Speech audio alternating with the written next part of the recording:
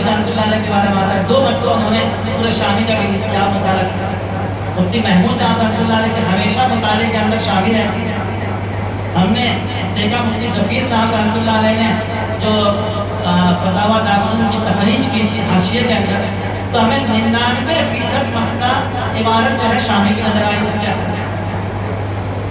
علامہ برنوری رحمۃ اللہ علیہ لکھا ہے کہ آپ اس کو پڑھ دیں، اور اگر آپ کو یہاں کوئی مسئلہ نہ ملے تو آپ مالکیہ کی کتاب المدونہ سے لے کر کے کیا نام لکھا ہے کہ وہاں تک پڑھیے. فقہ مالکی کی جو کتابیں ہیں وہاں نہیں ملتا ہے تو امام شافعی رحمۃ اللہ علیہ کے عالموں سے لے کر کے ابن مغنی المحتاج یہ علامہ نووی کی ہے، یہاں تک پڑھ جائے. اور وہاں بھی نہیں ملتا ہے تو فقہ حنبلی کی جو کتابیں ہیں اس کو پڑھ جائے، آپ کا مسئلہ مل جائے.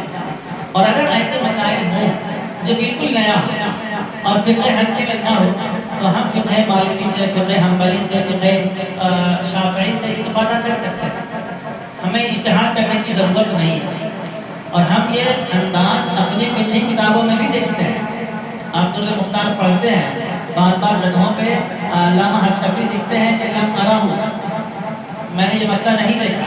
اور پھر کتب شافعیہ کا ذکر، یعنی کہ اپنے یہاں یہ مسئلہ مجھے نہیں ملا اور کتب شافعیہ میں یہ مسئلہ ہمیں ملا. اگر وہ مسئلہ ہمارے یہاں نہیں ہے لیکن باقی چیزوں فقہ کے اندر ہے تو ہم وہاں سے لے سکتے ہیں. جدید مسئلہ ہمارا وہاں سے بھی حل ہوتا ہے.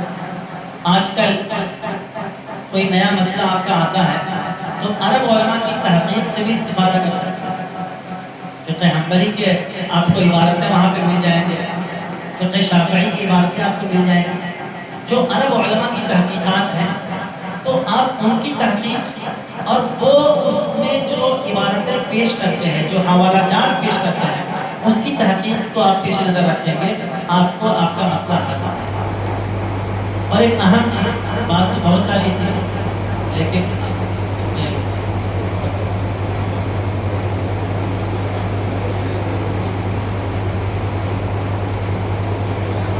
ایک اہم مسئلہ ہے جدید مسائل کے اندر باہمی مشاورت. کوئی نیا مسئلہ آپ کے سامنے پیش آ گیا تو اتنا محقق مت بن جائیے کہ بس میں ہی لکھ سکتا ہوں اور میں جو لکھوں گا وہی ہے اور آپ نے اس کی تحقیق کی اور لکھ لی، بلکہ آپ اس میں مشاورت بھی کریں. یہ مشاورت کا حکم آپ صلی اللہ علیہ وسلم نے دیا ہے. شاوروا العلماء العابدین، کہ اگر کوئی مسئلہ آپ کو پیش آئے تو علماء عابدین سے، دیکھیں یہاں پہ علماء العابدین یعنی المتقین، آپ ان سے مشورہ کرو. یہ حدیث ہے. حضرت ابو بکر رضی اللہ تعالیٰ عنہ کے زمانے میں جب کوئی مسئلہ پیش آتا اور وہ مسئلہ صراحتاً قرآن میں نہیں ہوتا، صراحتاً حدیث میں نہیں ہوتا، تو حضرت ابو بکر بلاتے صحابہ اور کہتے ہیں یہ مسئلہ پیش آ گیا، اب کیا کرنا چاہیے، مشورہ کرنا. حضرت ابو بکر خلیفہ اول ہیں اور حضور پاک صلی اللہ علیہ وسلم کی سب سے زیادہ صحبت یافتہ ہے، سب سے زیادہ آپ نے فیض پایا ہے.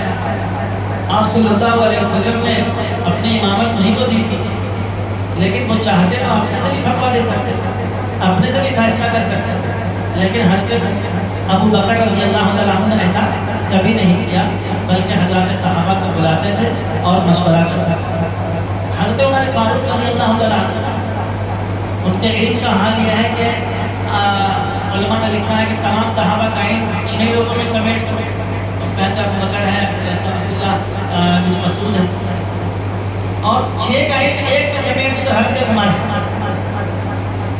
لیکن حضرت عمر کے سامنے کوئی مسئلہ آتا تھا تو حضرت عمر مشورہ کیا صحابہ سے کہ ہمیں اس مسئلے میں کیا کرنا ہے. اور بعض مرتبہ اختلاف ہو جاتا تھا صحابہ میں تو اس اختلاف کی بنیاد پہ اور معاملہ پھیلتا تھا.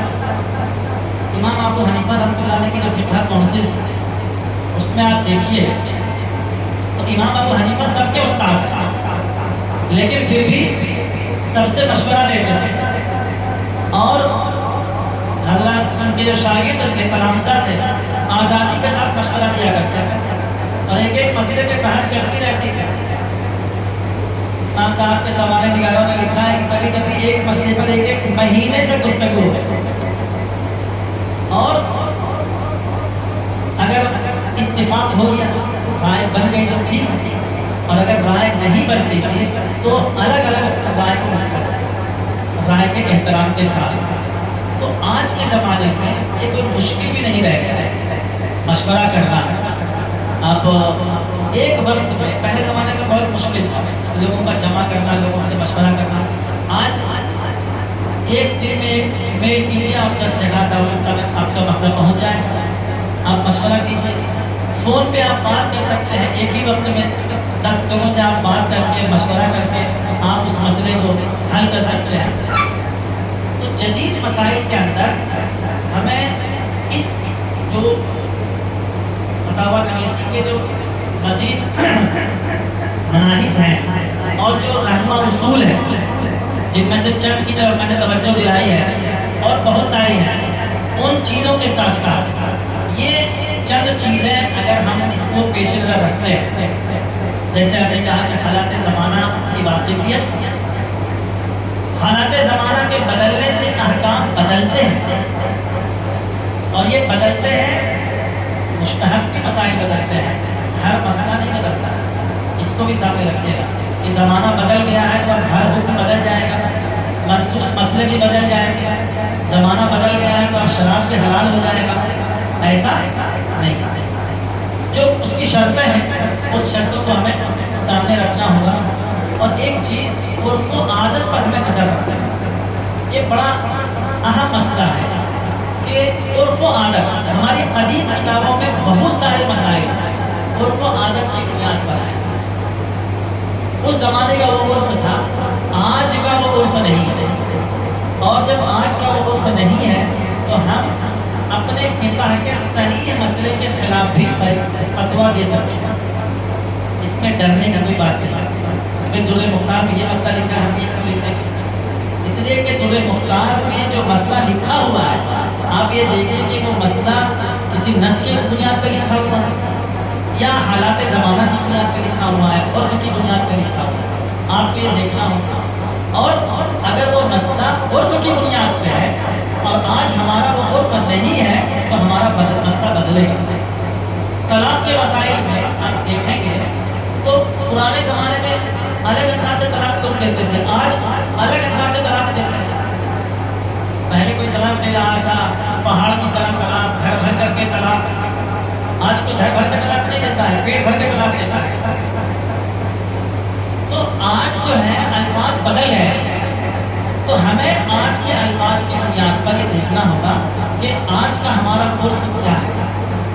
صحیح کنائی کے اندر بھی عرف کی بنیاد پہ مسئلے بدل جاتے ہیں. اور ایک چیز ہے کہ فقہی قواعد پر ہمیں نظر رکھنی چاہیے. جدید مسائل کو حل کرنے کے فقہی قواعد پر آپ کی نظر ہونی چاہیے. جو فقہی قواعد ہیں یہ بعض تو نص سے ہی ماخوذ ہیں. انما الاعمال کی بنیاد سے بنایا جا ثواب الا بالنیہ. تو بعض فقہی قواعد تو نص سے ماخوذ ہیں اور بعض فقہی قواعد بہت سارے جزئیات کا استقصاء اور احصاء کرنے کے بعد بنایا گیا. تو ایک قاعدہ کلیہ جو ہے آپ کے بہت سارے مسائل کو حل کرتا ہے. آپ قواعد الفقہ کو پڑھتے ہیں، یہ زبانی آپ کو یاد ہونا چاہیے، آپ کے دماغ میں محفوظ ہونا چاہیے ہمیشہ.